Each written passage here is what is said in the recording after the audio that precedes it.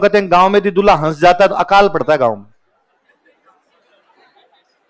इसलिए आप गांव वाले दूल्हों के कभी भी शादी के एल्बम देखो, हंसी नहीं है भाई साहब, सीरियस, भयंकर सीरियस रहता है। कूट के लाए इसको, या कोई कुछ कह दिया ससुराल वालों ने, अब फिर होता क्या, अंदर महिलाएं मजाक करती है, खूब सारी महिलाएं मजाक करती, हंसी तो आए यार आदमी को, पर कहा दूल्हा तो हंस गया तो बाद में अकाल पड़ जाएगा, इसलिए दूल्हे को दी जाती है कि रुमाल।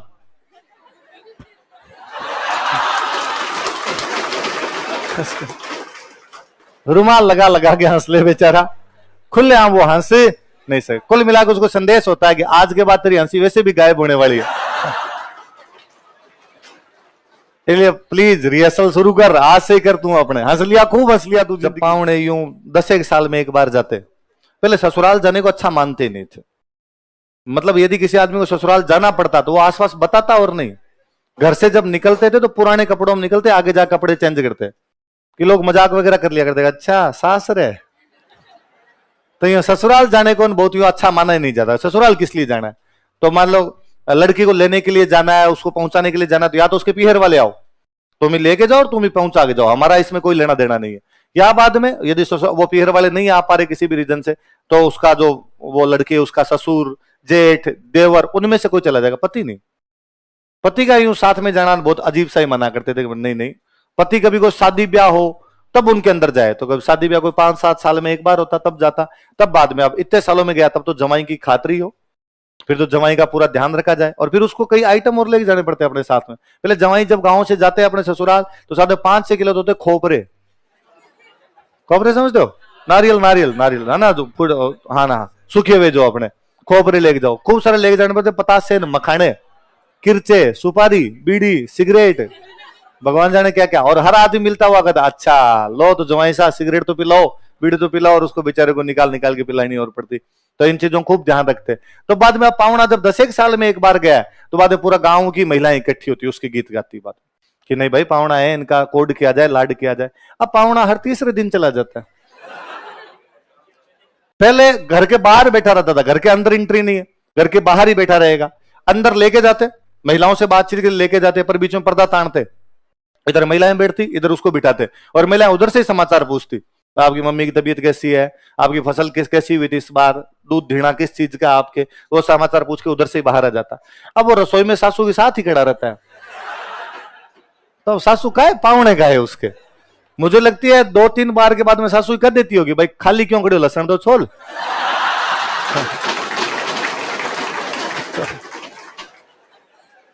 तो लड़कों इस मामले में यदि इज्जत को बनाए रखना है, साल में एक बार नहीं, हाँ 10 साल में एक बार जाना है।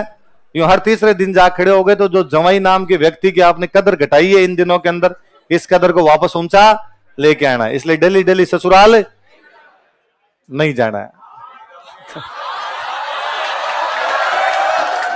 ऐसी कोई बात नहीं करेगा। तो पावना कौन से गीत होते हैं जब दामाद कहां जाता है, ससुराल। तो इसलिए गांव में कई बार देखते हैं कि मान लो शादी का सामान ला रहे हैं, कि सब्जियां उतार रहे हैं, सब्जी वाली गाड़ी है उससे सब्जियां उतार जाए, या चीनी की बोरी उतार रहे हैं। अब चीनी की बोरी उतारने के लिए 4 लोग चाहिए, 3 बंदे हैं वहां पर, एक दूल्हा खड़ा है, तो दूल्हा नहीं लगेगा, वो 3 उतारेंगे उसको, दूल्हे के हाथ ही नहीं लगाते उसके। तो गांव में वैसे ट्रेंड बना रखा कि दूल्हा को हाथ नहीं लगवाने। भाई क्यों नहीं लगवाने? यदि दूल्हे ने किसी चीज के हाथ लगा दिए तो वो सामान कम पड़ जाएगा। जैसे मान लो चीनी के हाथ लगा दिया तो फिर मिठाई कम, यदि उसने सब्जी के हाथ लगा दिया तो आपकी सब्जियां कम पड़ जाएगी, आटे के हाथ लगा दिया तो रोटियां कम पड़ जाएगी, बेइज्जती होगी यार फालतू ब्याह में, इसलिए तू हाथ ही मत लगा। कहने का मतलब सिंपल ये था कि आप बोरी बोरी उतारो, पता नहीं धरण पड़ जाए, कुछ और हो जाए, आप बीमार हो जाओ, लग जाए पैर के हाथ के, इसलिए आप स्वस्थ रहो। भाई आपका ब्याह, आपके पीछे सारे ताम झाम है। तू बीन बनेगा इसलिए मिठाइयां मंगाई जा रही है, तू बीन बनेगा इसलिए सब हो रहा है, तू बीमार हो गया, तेरे कुछ हो गया, बात ध्यान कौन रखेगा? तो उसको पूरा प्रोटेक्ट किया जाता है। तो उसको जादू टोने से प्रोटेक्ट करने के लिए जो गाए जाते हैं वो कौन से? और फिर वो वैसे गांव में वो कई है तो दूल्हा सज धज के तैयार रहता है, तो भाई फूट रहा आदमी है तो उसके पीछे फूट रही भूतनी हो जाए ना, वो रीजन भी माना जाता है। तो फिर दूल्हे का पूरा ध्यान रखते हैं। जब बारात गई थी मिथिला तो माँ सीता के जो घर वाले थे उन्होंने राम जी को निकाले गालियां, अयोध्या वाले जीते गए थे सबको गालियां निकाली, दूल्हे को नहीं, बाकी जो साथ में जो बारात होती है उस बारात को गालियां निकालते हैं पूरे। तो मुझे याद है जोधपुर के एक महाराजा थे उमेद सिंह, तो उमेद सिंह के जो राजकुमार थे हणवंत सिंह, उन हणवंत सिंह की शादी भी गुजरात। गुजरात में एक रियासत पड़ती धरांगधरा। कौन सी रियासत थी? धरांगधरा, झालाओं की रियासत थी। तो ये मारवाड़ वाले यहां से उन झालाओं की रियासत में शादी करने के लिए गए। वहां गए तो वो बारात पहुंच गई। बारात पहुंचने के बाद में जा रहे हैं भाई, आगे आगे आगे आगे जा रहे हैं सारे। तो उमेद सिंह ने अचानक, वो धरांगधरा के राजा थे, मैं नाम भूल गया, उनको अचानक कहा कि मैं बहुत नाराज हूं आपसे। और लड़के का बाप का दिन नाराज हो तो बेचारे लड़की वालों को तो हाथ पैर फूल जाएगी, यार पता नहीं क्या गलती होगा। अरे सर क्या गलती। फिर धरांगधरा बेचारी छोटी सी रियासत, मारवाड़ वाली इतनी बड़ी बारात गई हुई, वहां से इतनी बड़ी रियासत की बारात गई हुई।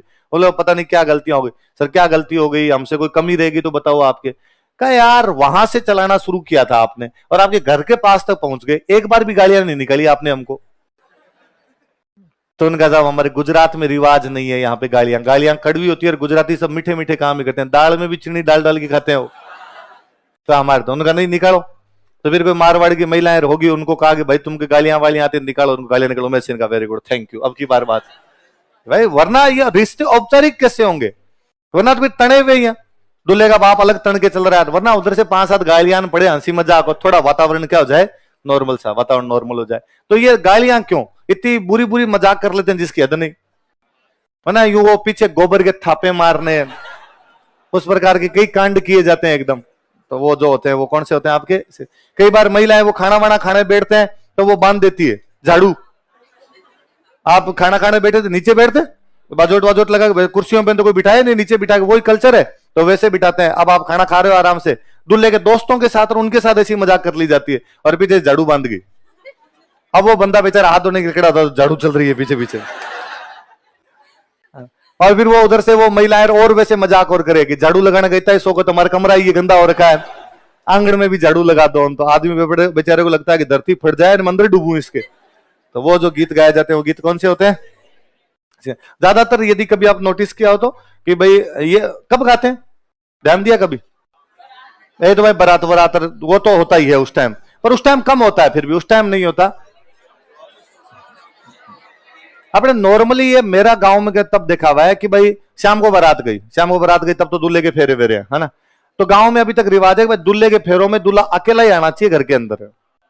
यदि कोई और आगे हम टांगे तोड़ेंगे तो गांव के अंदर तो अब जाके थोड़े बहुत इस मामले में सभ्य हुए हैं, वरना पहले तो ये था कि गांव में तैयारी करते हैं कि इस बार दूल्हे के जो दोस्त आएंगे उनको कौन पीटेगा।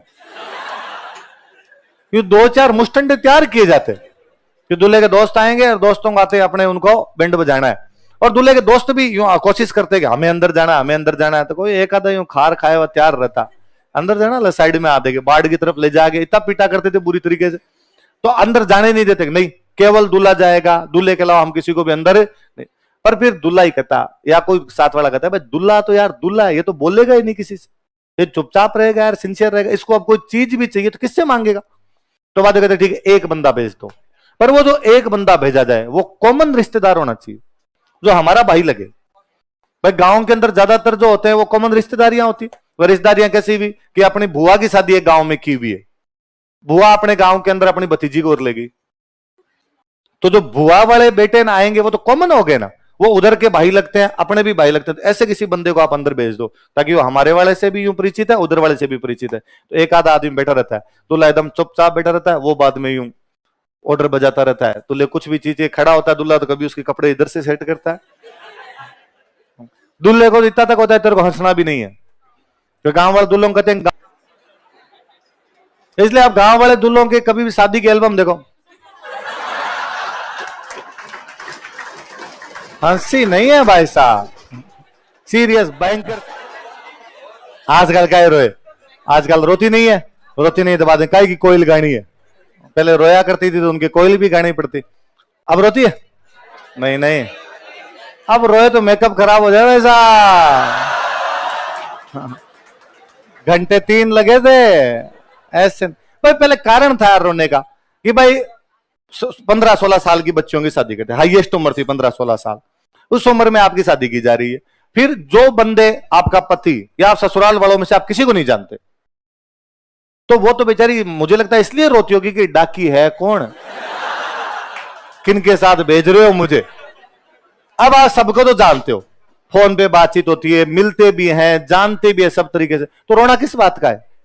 पहले स्वाभाविक रोना आया करता था, यार नए लोगों के बीच में अचानक आप ऐसे मुझे निकाल के भेज रहे हो, तो रोना भी आता था।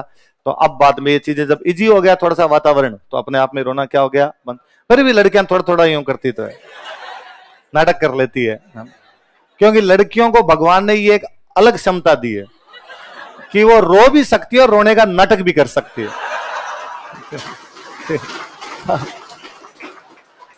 और महिलाओं के रोने वाला नाटक देखना हो तो तब देखा जाए जब वो दूर दराज का रिश्तेदार मरे।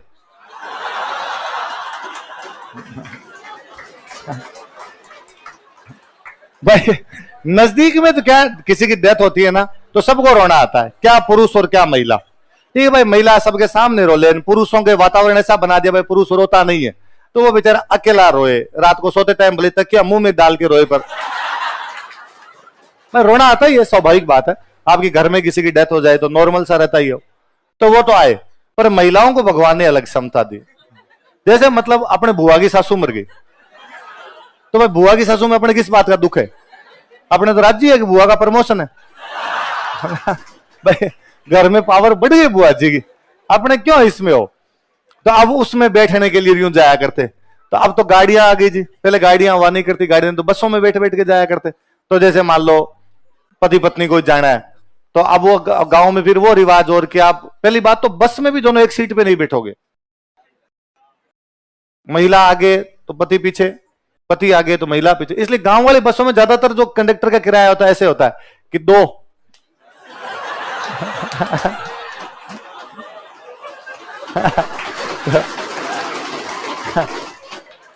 पीछे से दिया तो दो। किसी महिला से किराया मांग ले तो बोलती तो है नहीं, इशारा कहते ला रहे मांग लीजिए आपने। तो आप पहली बात तो वो बस में ही साथ में नहीं बैठ सकते आप, बाद में आप उतर गए, उतरने के बाद में और आपको आगे पीछे चलना पड़ेगा, आप एक साथ चल भी नहीं सकते। मतलब यूं 10-15 कदम का गैप होना चाहिए कि पति थोड़ा आगे चले, पत्नी थोड़ी पीछे चले, या जो भी देवर साथ में तो देवर आगे चले, आप थोड़ा पीछे चलो।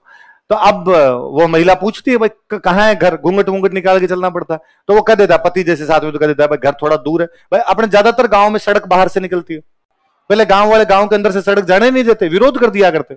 वह सड़क यदि हमारे गांव के अंदर से गई तो बस निकलेगी, बस में ऊपर लोग बैठे रहेंगे, ऊपर लोग बैठे रहेंगे तो घरों के अंदर देखा जा सकता है, प्राइवेसी मैटर करती है अपने आप।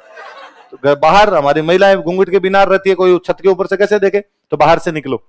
तो गांव के ज्यादातर बाहर से जाती, तो वो पत्नी पूछती भाई कितना दूर घर है, तो कहते था अभी दूर है, चल अपने आराम से चल, और जब घर पास में आएगा तब मैं बता दूंगा। अब महिला जब वहां तक चल रही तो दुख तो उसके है नहीं, तो आराम से अपने गीत वीत गाती हुई चल रही है, कोई लोड ही नहीं है, आराम से धीरे धीरे चल रही है। अब वो जैसे ही घर आने वाला सोता था, आदमी को पता होता घर आने वाला था, वो करता तो उसका मतलब ही होता है कि आपका समय शुरू होता है। और बाहर महिला अचानक ट्यून चेंज करती है, मतलब दीदी तेरा देवर दीवाना से, और कहीं तो जोर जोर से रोती है, डहा डहा करके।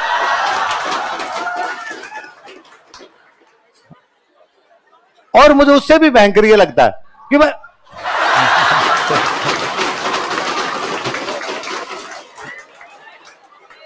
कौन आ रही है, कौन महिला जिसका पुरुष रूप में जन्म हो गया है। महिलाओं के इतने ज्यादा विकसित गुण किसमें है? तो अब उससे भी, अब बाहर कोई बंदा बैठा ना, उसको ये लगता है कि ये जो अभी अभी रोते हुए घुसी है, इसके सब एक खास था अंदर वाला, देखिए उसका कुछ ही नहीं लगता। गाय के भैंस लगे तो वो उसके कुछ लगे, उससे भी भयंकर ही है क्यों अंदर जाके रोती रोती जाती, रो नहीं रही वो, मतलब ये जोर जोर से बोकलडे मार रही है, रोना का है। अंदर जो महिलाएं बैठी है उनको भी पता कि नहीं रो रही, क्योंकि वो भी तो वैसे ही आई थी, उसके बावजूद उसको चुप कराती, ना ना भाई ना। आसी वे तो जासीर है, विधाता घर का लेख लिखियोड़ा है, नहीं नहीं रोनो नहीं भाई, रोनो नहीं रोनो। और मतलब आधे एक सेकंड, मतलब 30 सेकंड, मतलब आधे एक मिनट ऐसे करो, इतने वो चुप हो जाती। मैं कहता हूं यदि एक्चुअल में आपको रोना है तो 5 मिनट तक रोना रुके नहीं, है ना। वो यू आपका जो स्वर जो होता है उसमें आरोह है अवरोह रहता है, ऊपर नीचे ऊपर हिचकियां सुबकियां वो भयंकर तरीके से आपको आएगी। आप रोना रोक ही नहीं सकते, अचानक ब्रेक नहीं लगते रोने में। भाई आप रो रहे थे आप अचानक चुप हो गए, ऐसा होता ही नहीं है। वो महिलाएं ये होती है वो अचानक रोती, अचानक चुप होती। और इतना मैं घर में भी सबको समझाया होता है, जैसे ही गई रोई, वो कोई आई महिला, कोई बूढ़ी ठाडी महिला थी, सिर पे हाथ पड़ती, भाई ना ना ना ना ना, अरे रो ना, दुख ना करो। इतने में कोई ना कोई लड़का वहां घूमते रहते, टाबर घूमते रहते, वो चाय पानी कोई ना कोई लेके आ जाते हैं, और लो लो चाय, लो लो बिन नहीं, चाय पियो चाय पियो, और हाथों हाथ, मतलब 5 मिनट छोड़ो 2 मिनट बाद तो अपने पड़ोसन से वैसे बात करती है, थे वो चूड़ो कितम ले आ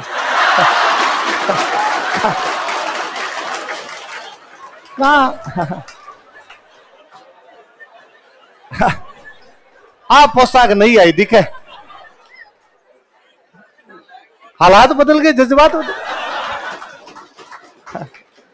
कैसे कैसे किया जा सकता है। इसलिए लड़कियों, तुम एक चीज की हमेशा समर्थक रहा करो कि घूंघट कभी खत्म नहीं होनी चाहिए, क्योंकि जिस दिन घूंघट खत्म हो गए ना, तुम्हारी इस कला का पता चल जाएगा लोगों। ये जो घूंघट की आड़ में पाप हुआ ना, ये साहब किसी के यूं फालतू में रो लिया गया, मुझे लगे तो इसने घूंघट खत्म कर दिए, बिना घूंघट वाले तो कैसे रोती होगी। तो अभी भी गांव में इसको रोना नहीं बोलते, इसको कहते हैं पल्लो लेनो, रोना बोलते ही नहीं है, कि वो पल्ला ही लेती है वास्तव में, कि घूंघट निकाला और घूंघट निकाल के अपने एक्टिंग जो करनी है वो कर लिया जाए, तो बोलते ही भाई पल्लो लेनो पड़सी, पल्लो तो पल्ला ले लिया, ठीक।